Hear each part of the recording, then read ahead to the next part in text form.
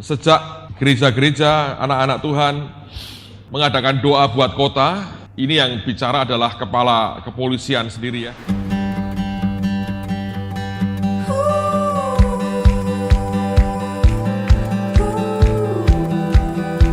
Kepolisian sendiri ya di Semarang. Angka kejahatan di Semarang ini terakhir ini turun 53%. Luar biasa ya. Jadi ini yang ngomong kepala kepolisian. Karena Bu Elis ini ketemu langsung dengan orangnya dan kita kan sedang lagi mengatur untuk ada kebaktian-kebaktian di antara para polisi ya. Jadi ini bagus sekali, ini sesuatu yang sangat-sangat luar biasa. Bahwa apa yang kita lakukan secara rohani kelihatannya nggak ada artinya, tapi ternyata itu punya arti makna yang besar.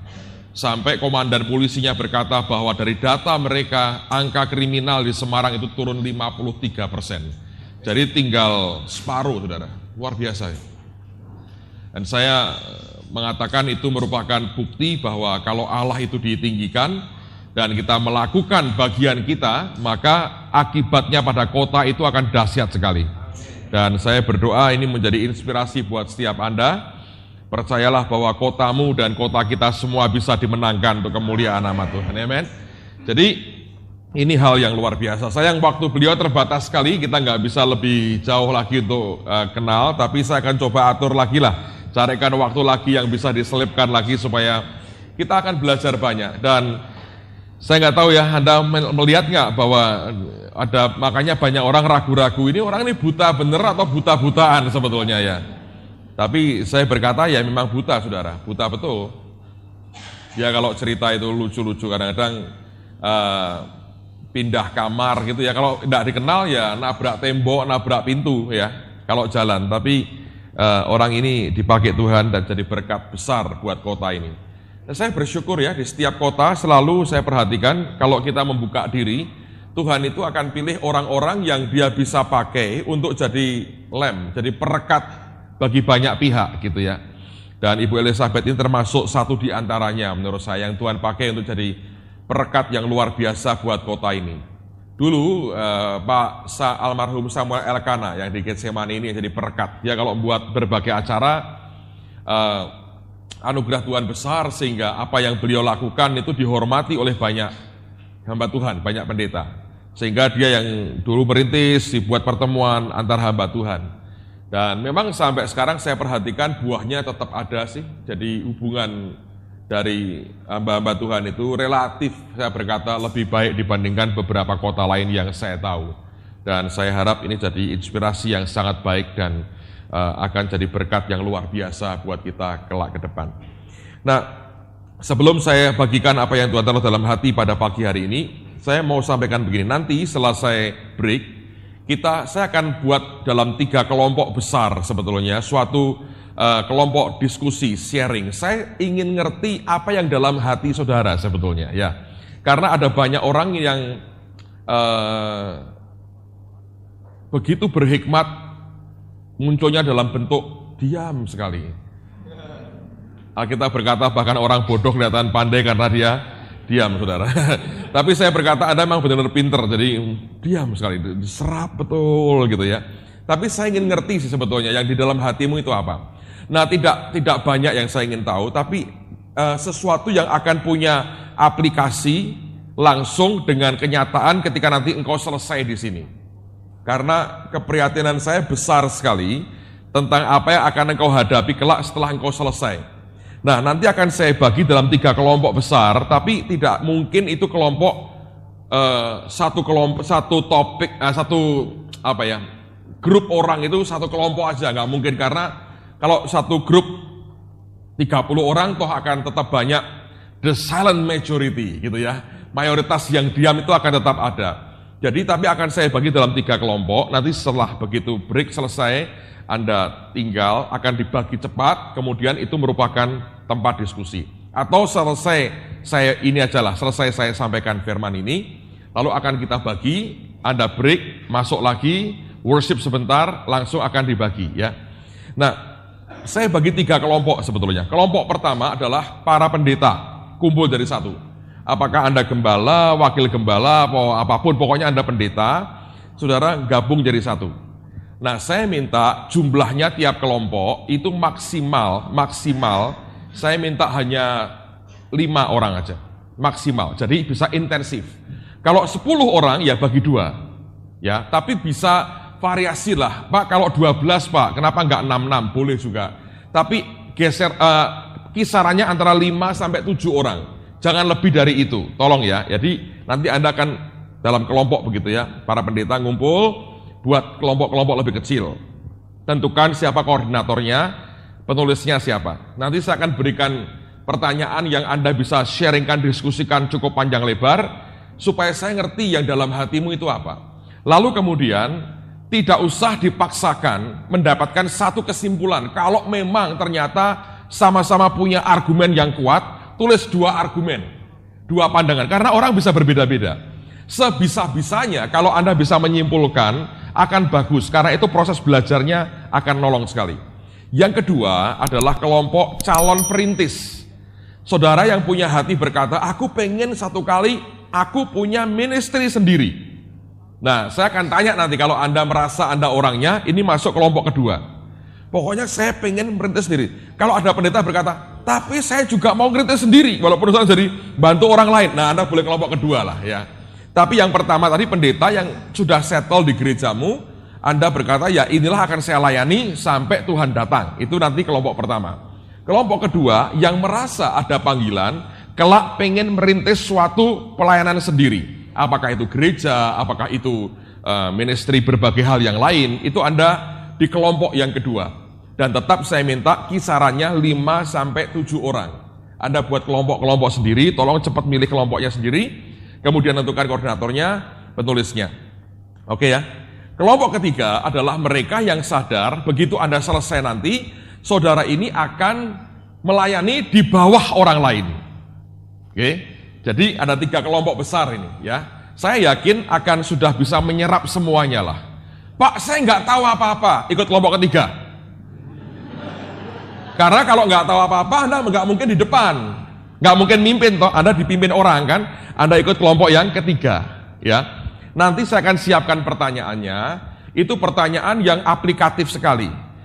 Intinya gini, apa sih yang akan Anda buat kira-kira? Kalau itu dihadapkan kepada saudara, kira-kira apa? Nanti saya akan berikan pertanyaan detailnya pada waktu kita masuk kepada session yang kedua. Dan yang berikutnya adalah saya akan buat 2 pertanyaan. Yang paling utama itu pertanyaan yang itu. Nanti ada bagian kedua, itu pertanyaan yang saya pengen ngerti pandangan saudara, ya.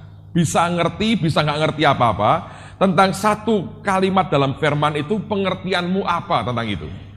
Yaitu saya mau tanya, saya pengen ngerti pendapatmu tentang duri dalam daging yang Paulus katakan itu apa atau siapa itu apa dalam pikiran saudara. Nah, oke ya.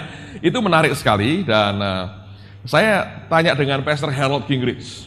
Menurut kamu apa? Dia bilang teorinya ini. But I don't know. Dia berkata gitu.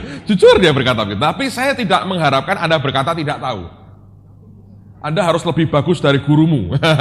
Jadi tolonglah Anda jawab semaksimal Anda bisa. At least yang dalam idemu itu apa? Ngerti ya saudara ya? Jadi saya minta itu Anda perhatikan supaya dengan demikian kita akan bisa punya kesimpulan dari apa yang kita bicarakan. Nah, saya ingin ngertilah apa yang dalam benak saudara sebetulnya selama ini.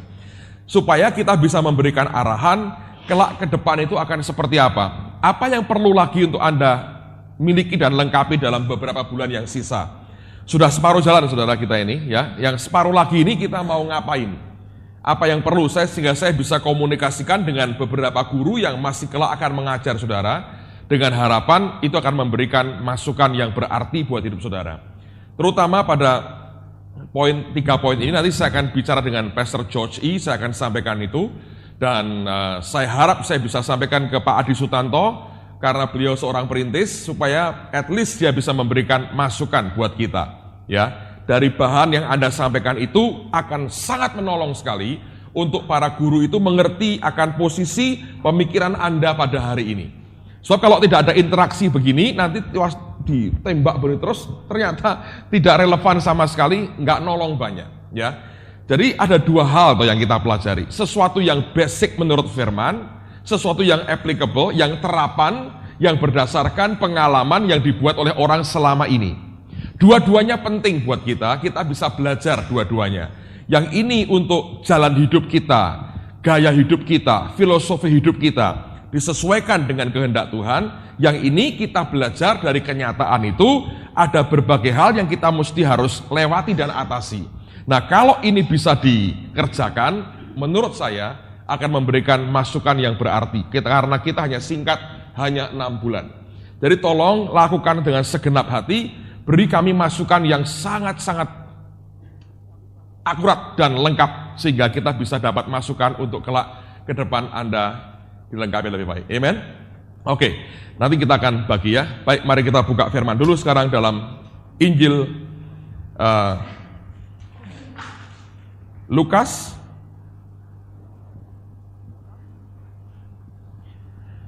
Lukas 15 ayat 11 sampai dengan ayat yang ke 32. Tolong Vektor. Ini perumpamaan tentang anak yang hilang. Saya yakin Anda sudah pernah dengar, tapi saya mau ajak begini ya. Coba baca bersama dalam hatimu ya, pelan-pelan akan bagian dari firman ini. Ini ayat sudah berkali-kali kita dengar. Nah, saya mau tunjukkan beberapa hal yang seringkali masih tidak pernah kita baca, itu ada di sini. Nangkap ya? Nah, oleh karena itu jangan pernah meremehkan satu bagian firman Tuhan apapun bentuknya yang kelihatannya sudah pernah kita baca atau pernah Anda khotbahkan. Karena sebetulnya ada banyak hal yang bisa digali dari bagian firman ini. Silakan Victor. Lukas 15 ayat 11 sampai 32. Perumpamaan tentang anak yang hilang. Yesus berkata lagi, ada seorang mempunyai 2 anak laki-laki. Kata yang bungsu kepada ayahnya, Bapa, berikanlah kepadaku bagian harta milik kita yang menjadi hakku. Lalu ayahnya membagi-bagikan harta kekayaan itu di antara mereka.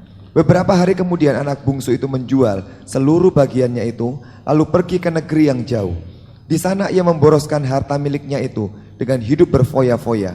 Setelah dihabiskannya semuanya, timbullah bencana kelaparan di dalam negeri itu, dan ia pun mulai melarat. Lalu ia pergi dan bekerja pada seorang majikan di negeri itu. Orang itu menyuruhnya ke ladang untuk menjaga babinya. Lalu ia ingin mengisi perutnya dengan ampas yang menjadi makanan babi itu, tetapi tidak seorang pun yang memberikannya kepadanya. Lalu ia menyadari keadaannya, katanya, betapa banyaknya orang upahan Bapakku yang berlimpah-limpah makanannya, tetapi aku di sini mati kelaparan. Aku akan bangkit dan pergi kepada Bapakku dan berkata kepadanya, Bapa, aku telah berdosa terhadap surga dan terhadap Bapa. Aku tidak layak lagi disebutkan anak Bapa. Jadikanlah aku sebagai salah seorang upahan Bapa. Maka bangkitlah ia dan pergi kepada bapaknya. Ketika ia masih jauh, ayahnya telah melihatnya. Lalu tergeraklah hatinya oleh belas kasihan. Ayahnya itu berlari mendapatkan dia, lalu merangkul dan mencium dia. Kata anak itu kepadanya, Bapa, aku telah berdosa terhadap surga dan terhadap Bapa. Aku tidak layak lagi disebutkan anak Bapa.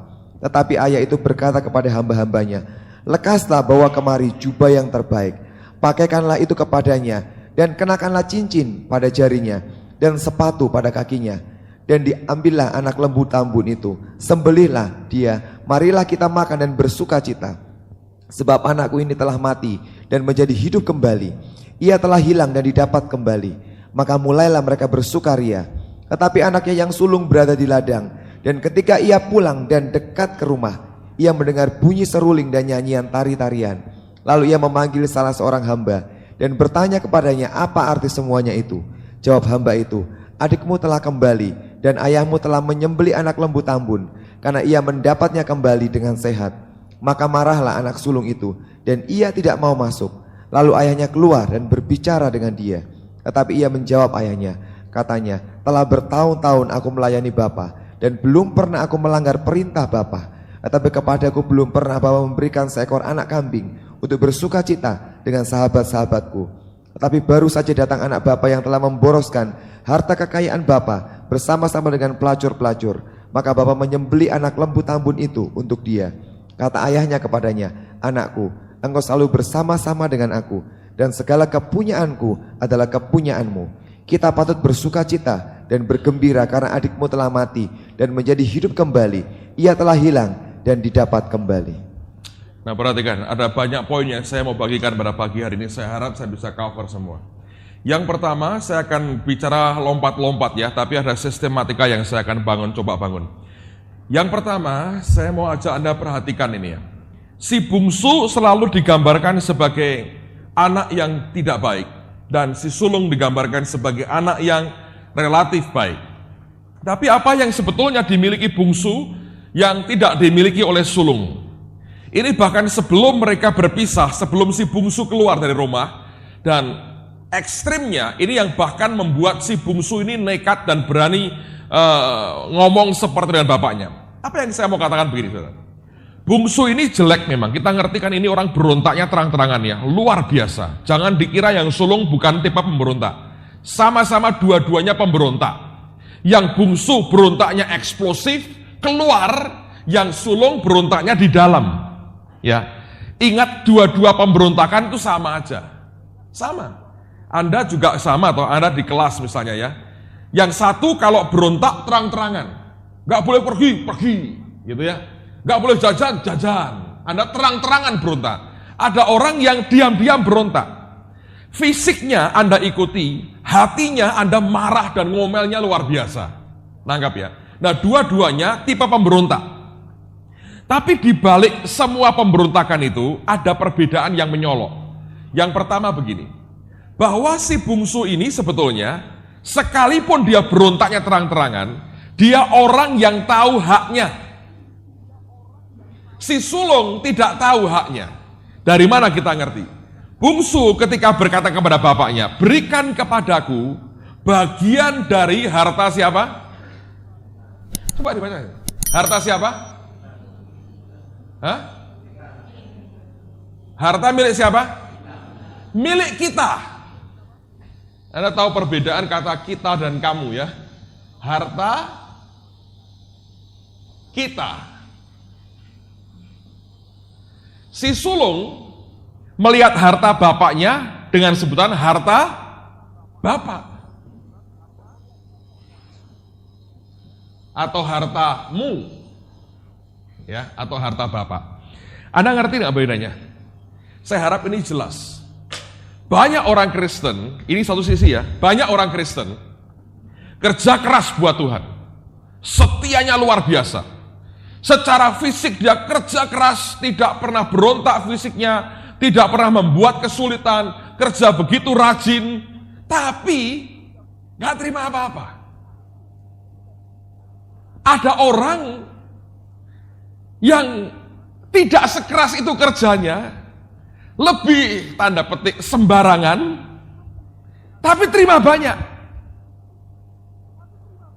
Nah saya minta Anda perhatikan yang namanya keadilan Tuhan, tidak sama dengan konsep kita pada umumnya.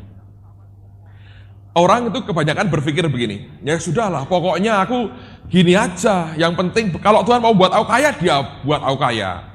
Sebetulnya itu faktor nggak benar loh saudara.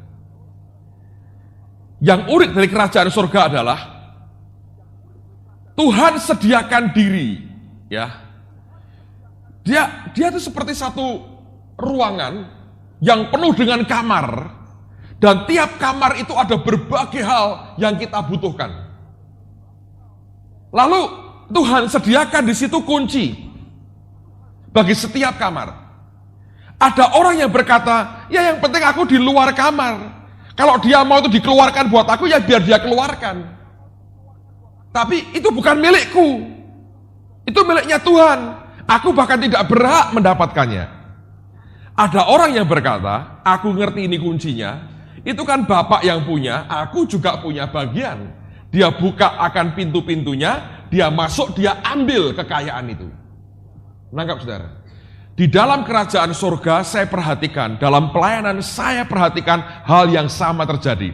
Makanya saya berkata begini, Yesus berkata, kamu akan mengenal kebenaran, dan kebenaran itu, yang kamu kenal itu akan memerdekakan kamu. Artinya selama kebenaran itu tidak kita ketahui, tidak kita kenal, kita terbelenggu. Terbelenggu dengan apa? Dengan konsep kita, dengan cara hidup kita. Kemarin kami di gereja diskusi, saya dengan dua teman saya. Nah, kami kalau diskusi, kalau rapat tidak pernah formal, ayo rapat begitu-begitu, enggak. Kita hanya duduk, kita ngobrol, kita bicara, dan kita bicara panjang lebar dari A sampai Z, dari D sampai K. Kita muter-muter, kita ngomong yang perlu kita omongin lah, saudara. Lalu kita ini bicara tentang pertanyaan diajukan teman saya.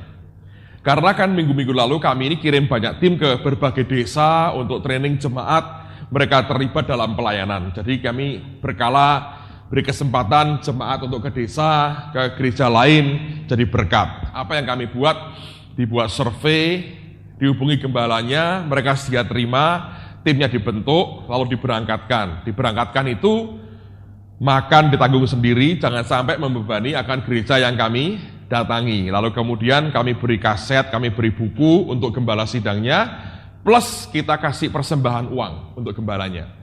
Jadi gembalanya secara pribadi dapat berkat keuangan, dapat berkat buku rohani, kaset yang kita punya kita berikan sebagai hadiah, pemberian, tapi ongkos kami tanggung sendiri. Jadi mereka terima berkat murni tanpa terbebani apapun. Nah, dalam survei itu teman saya ini ngomong gini, Pak, ini ada pertanyaan yang tidak bisa saya jawab. Dia berkata gini, apa? Saya melihat di beberapa daerah, itu pendetanya ikut, ini Pak, punya kebun kecil. Oh, saya bilang ya bagus toh, mungkin hobinya berkebun, saya berkata ya. Bukan Pak, dia nanam tembakau. Nah ini gimana Pak ini? Nanam tembakau ini. Nah saya berkata, oh mungkin ini pendeta ini tergiur oleh harga tembakau yang tinggi, dia kepengen kaya seperti yang lain. Enggak Pak, kecil ladangnya itu. Jadi untuk kebutuhan hidupnya. Ini pertanyaannya. Jadi dia bilang, gimana dong Pak? Saya ditanya orang, Pak ini gimana nih pendeta nanam tembakau? Kalau dia gembala sedang di Aceh, mungkin ganja saudara. Loh ya Pak? Ya ini ekstrimnya toh. Sebab kalau saya dengar dari Pak Mulyadi itu kalau dia seminar, orang bisa kecanduan itu pintu pertamanya rokok. Jadi kalau orang sudah kena rokok, dia akan ke yang lain-lain gitu. Jadi gimana dong? Lalu saya bilang, ini sebetulnya masalah. Masalah ini sebetulnya ya, saya berkata, menurut saya, pendapat saya pribadi, saya perlu ngecek per pribadi. Pada umumnya saya berkata, bahwa kemungkinan besar itu pengajaran soal bahwa orang mesti mengembalikan perpuluhan, nyembah Tuhan dengan harta, tidak kuat di situ. Saya tanya begini, dia punya berapa jemaat? Oh banyak Pak, 200. Loh, bagus kan 200 itu? Ya, normalnya begini loh. Kalau seorang gembala ada 10 keluarga jadi jemaatnya, dia hidup sama persis dengan jemaatnya. Kalau mereka memberikan perpuluhan kan, average-nya kan kira-kira dia akan hidup kurang lebih sama dengan rata-rata jemaatnya, ya kan? Cuma apakah mereka seorang yang memberikan perpuluhan, mengembalikan perpuluhan dengan sukarela, dengan pengertian, atau itu belum terjadi? Itu masalah. Sehingga banyak orang begini ya, ganti daripada membuka kebenaran kepada orang sehingga mereka bisa mengerti apa yang harus mereka buat, dibuatlah suatu alat pengganti dengan cara si pendeta dikasih bisnis. Nah ini dulu terjadi kan, para pendeta di desa diajari berbagai keterampilan untuk kebutuhan hidupnya. Loh kalau dia dipakai sebagai penyuluh lapangan pertanian, mungkin saya setuju lah, bantu jemaatnya supaya lebih improve. Tapi kalau dia pendeta diajari angon bebek, saya nggak bisa ngerti, karena ngurusi pekerjaan Tuhan itu membutuhkan total segenap waktu kita, namanya aja full timer. Tapi orang berkata, Pak, ini untuk kebutuhan hidupnya.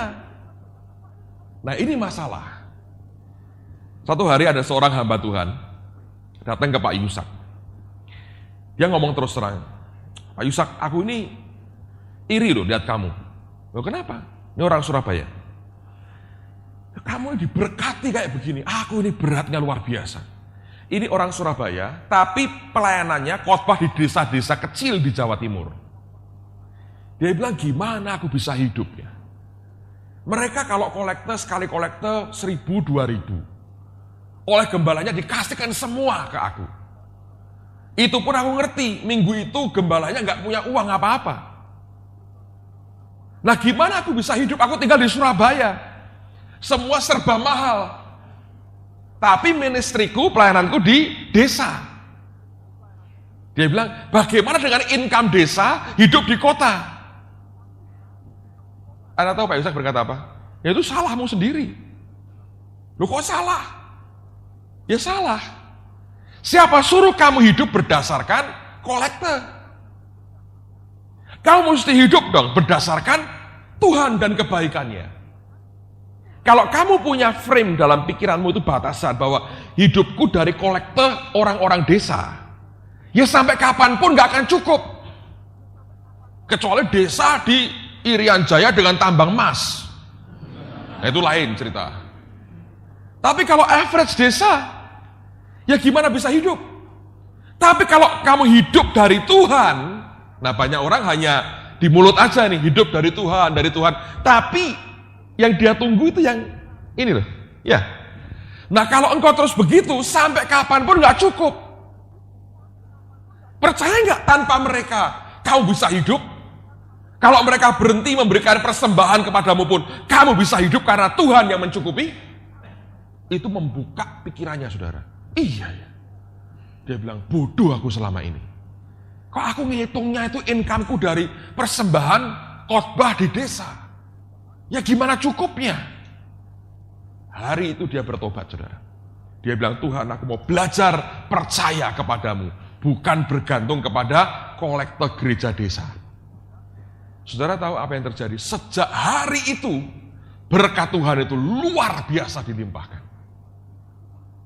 Nangkap saudara, dia bisa ke Israel, bisa jalan-jalan, bisa berlibur ke luar negeri, diberkati luar biasa. Tetap khotbah di desa, tapi berkatnya luar biasa. Bukan dari gereja desa, Tuhan buka sumber yang lain. Itu kalau Anda bergantung kepada Tuhan. Nah ini masalah saudara. Banyak orang seperti si sulung. Nah, Anda kalau dalam ministry Anda perhatikan ya, jangan hidup kayak sulung. Kelihatannya baik, tapi memendam kekecewaan dalam dirimu. Nanti kau lihat orang lain, hamba Tuhan diberkati, engkau malah kecewa dengan Tuhan. Engkau bilang, Tuhan tidak adil. Keadilan Tuhan tidak seperti yang kita pikirkan. Kelak kalau Anda merintis, saya berkata, kalau tidak ada orang membiayai saudara sekalipun, saya berkata, kalau engkau tahu Tuhan yang perintahkan, itu malah lebih baik. Hidupmu punya ketegangan-ketegangan yang nikmat, saudara. Nah, ya, nggak jelas kok dapat duit dari mana. Seandainya ada hamba Tuhan atau gereja yang memberikan dukungan kepada saudara, terima sebagai berkat, jangan sebagai sandaran. Sewaktu-waktu itu bisa dicabut. Kalau itu sandaranmu, engkau akan paniknya luar biasa. Tapi kalau engkau ngerti, hidupku tergantung Tuhan kok. Bukan tergantung daripada dukungan uang orang ini. Anda akan tenang. Apapun yang dihadapi engkau tenang. Karena Tuhanmu tidak pernah bangkrut dan tidak pernah terlambat kirim kebutuhan kita. Nangkap saudara ya. Ini bedanya. Sisi positifnya saya lihat ya. Bungsu itu ngerti loh. Itu harta kita. Memang jadi kurang ajar dia. Dia minta. Tetapi tetap dia berkata itu harta kita. Si sulung kerja keras, bertahun-tahun aku melayani Bapak. Tidak pernah korupsi, tidak, semua baik. Tapi dia tidak punya hidup yang lebih baik dari para pelayan bapaknya. Lebih berat malah. Para pelayan bapaknya minta gaji, dia nggak tega minta gaji bapaknya. Dia kerja kayak kerja bakti, nggak terima apa-apa. Dia mimpi apa? Anak kambing. Bahasa Jawanya cempe. Dia nggak ngimpi banyak-banyak, anak kambing, saudara, yang dia impikan. Kasian. Dan sampai detik terakhir ini tidak jelas dia dapat atau enggak. Saya mau tanya pada saudara, menurut Anda ini anak sulung akhirnya masuk enggak dalam pesta itu? Hah? Siapa yang bilang dia masuk? Coba angkat tangan. Siapa yang bilang dia tidak masuk? Angkat tangan. Memang tidak jelas, saudara. Gini maksud saya, dua kemungkinan. Dia membuka, Tuhan itu mau ngomong, di dunia ini dalam gereja ada si sulung banyak. Menurut saya, sebagian sulung itu mau masuk, sebagian nggak mau masuk. Memang masih kalau nggak jelas, artinya ada alternatif terbuka, ya kan? Buat kita mau masuk atau tidak. Ini bagusnya Tuhan, dia tidak mematikan kemungkinan si sulung kembali menikmati apa yang bapaknya punya. Tapi saya dengan prihatin berkata, saudara, bahwa ini merupakan masalah dari banyak orang.